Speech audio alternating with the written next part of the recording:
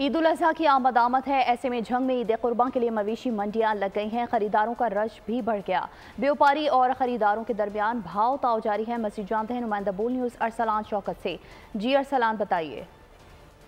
बिल्कुल, झंग की मवेशी मंडियां जो हैं वो सज चुकी हैं। ईद कुर्बान में अब से चंद रोज़ जो है वो बाकी रह गए हैं। शहरियों की जानब से इस वक्त जो है वो सुन्नत इब्राहिमी की अदायगी के लिए जो है वो जानवरों की ख़रीदो फरोख्त का जो सिलसिला है वो यहाँ पर तेज़ी के साथ जारी है। जबकि व्यापारी जो हैं ये अपने आबाई इलाकों से जो है वो पाल पोस कर जो है वो बड़े कीमती जो जानवर हैं वो मवेशी मंडी में लेकर आए हैं ताकि जो है वो उन्हें इसका दुगना मुनाफा मिल सके। इस वक्त जो है मेरे साथ ख़रीदार मौजूद हैं, उनसे मज़ीद बात भी कर लेना। जी सर, आप बताएँ कि कहाँ से आए हैं, ख़रीदारी की क्या सूरत हाल है? शेखुपुरा। क्या सूरत हाल यहाँ पर चल रही है? शेखुपुरा गर्मी बहुत ज़्यादा है, लेकिन जानवर भी मतलब बहुत ज़्यादा ठीक हैं। सुनते इब्राहिमी के मुताबिक लेना तो है ही है।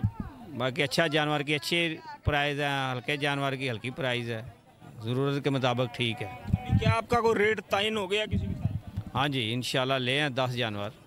बिल्कुल, जैसा कि आपने इनकी बात सुनकर ये कहना था कि सुन्नत इब्राहिमी की अदायगी के लिए जो है वो इनका 10 जानवरों का जो है वो यहाँ पर ख़रीदारी का जो सिलसिला है वो इसी वाले से जो है वो जारी है। रेट जो है वो इस साल खासे जो है वो ज़्यादा होने की वजह से जो है वो मंडी में जो है वो ख़रीदारों की खासी जो है वो कमी देखने में आ रही है। तो शहरी जो है वो अपने आपका बहुत शुक्रिया। सब्सक्राइब करें और बेल दबाएं ताकि कोई खबर रह न जाए।